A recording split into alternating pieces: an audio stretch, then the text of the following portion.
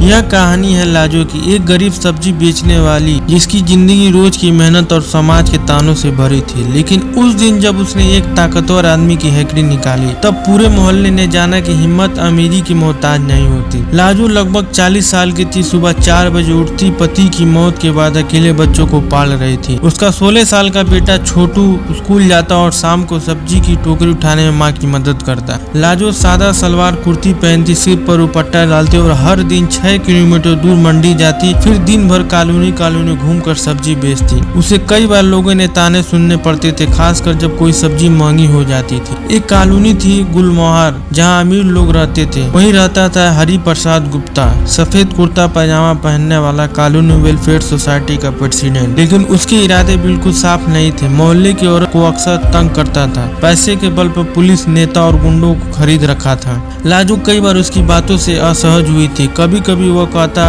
अरे लाजो बहन, तुम्हारे जैसी औरत अगर मेरी हवेली में होती तो जिंदगी मजे में कटती। लाजो चुप रहती थी। समाज की चुप्पी उसे चुप बना दी थी। एक दिन बारिश हो रही थी। लाजो कॉलोनी में पहुंची तो लोग सब्जी नहीं ले रहे थे। तभी गुप्ता ने उसे बुलाया, अंदर आओ, तुम्हारे लिए चाय बनवाई है। लाजो हिचकिचाती, लेकिन सोचा कि भीगने से अच्छा है कि अंदर जाना। अंदर पहुंची तो दरवाजा बंद हो गया। गुप्ता की आंखों में हवस थी। उसने हाथ पकड़ने की कोशिश की। लाजो घबरा गई, लेकिन अगले ही पल उसने टोकरी में से लोहे का तराजू उठाया और उसकी कनपट्टी पर मार डाला।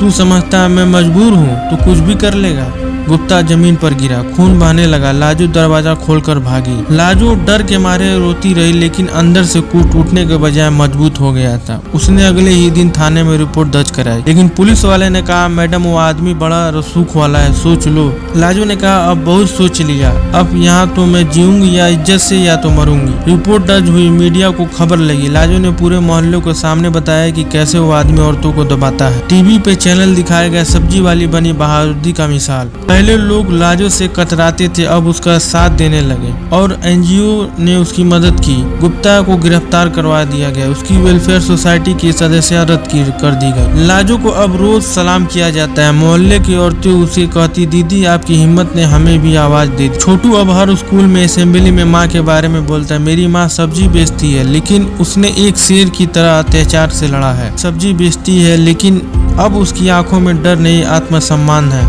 वह कहती, गरीबी एक दर्द है, लेकिन इज्जत खो देना मौत है। किसी की हेकड़ी निकालने के लिए बहुत बड़ी तलवार नहीं, बस हिम्मत चाहिए। गुप्ता जेल चला गया था, लेकिन उसके लोग अब लाजो को पीछे पड़ गए थे। कई बार सब्जी की टोकरी पलट दी जाती, घर के बाहर पत्थर फेंके जाते, लेकिन लाजो डरी नहीं। एक दिन मोहल्ले की एक औरत खुद आई, दीदी अब अकेली मत लड़ो, हम सब आपके साथ हैं। लाजो ने कहा, जब एक औरत बोलती है तो लोग चुप करा देते हैं, लेकिन जब सारी औरतें बोलती हैं तो दुनिया सुनती है। गुप्ता के रिश्तेदार ने पंचायत बुलाई और कहा, एक औरत की बात पर आदमी को बदनाम नहीं किया जा सकता। लाजो अकेली आई थी, लेकिन उसका हौसला लहरों की तरह उफनता हुआ दिखा।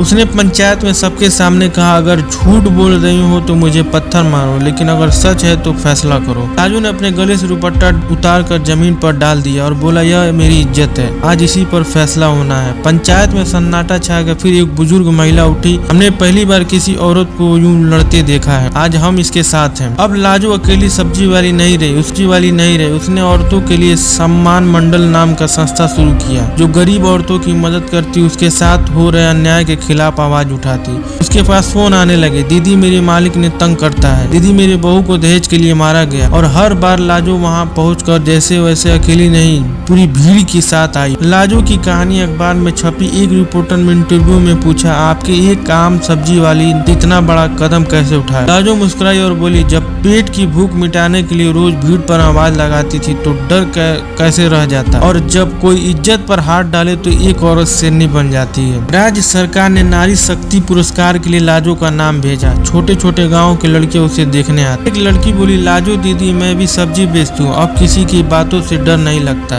कभी लाजो ने उसका हाथ पकड़ा और कहा, कभी किसी के पैसे, रोब या कुर्सी से मत डरो, पर सीना सीधा है तो हमेशा सर ऊंचा रहेगा। गुप्ता को अदालत ने 7 साल की सजा सुनाई। लोगों ने समझा कि इज्जतदार दिखने वाला हर आदमी सच में इज्जतदार नहीं होता। कॉलोनी में किसी और सब्जी वाली को कोई तंग नहीं करता था और खुलकर मीडिया में जाती, स्कूलों में बोलती और हर गली में लाजो के नाम लिया जाता। सालों बाद जेल से निकलने के बाद गुप्ता ने कोशिश की कि लाजो से माफी मांगो। वो लाजो के पास आया, आंखें झुकी हुई, हाथ जोड़कर बोला, मुझे माफ कर दो, तुमसे लड़कर मैं खुद को हार गया। लाजो ने उसकी आंखों में देखा और कहा, माफी तो मैं तुझे तेरे जैसे सोचने वाले को कर दे चुकी हूँ, अब मुझे तुझसे नहीं औरतों के भविष्य से मतलब है। अब भी जब लाजो सब्जी बेचती तो उसके पास भीड़ इकट्ठा हो जाती, लेकिन अब सौदे करने नहीं सुनने के लिए अपने ठेले पर लिखा थी, सब्जी लूंगी तो तराजू से इंसाफ, लिखूंगी तो हिम्मत। अगर हर बार किसी लड़की को खुद को पहचानना देखती है तो हेकड़ी चाहे किसी की भी हो, निकाले तभी तो कोई लाजो। हर ऐसा ही इंटरेस्टिंग वीडियो देखने के लिए आप हमारे चैनल को सब्सक्राइब करें, लाइक करें,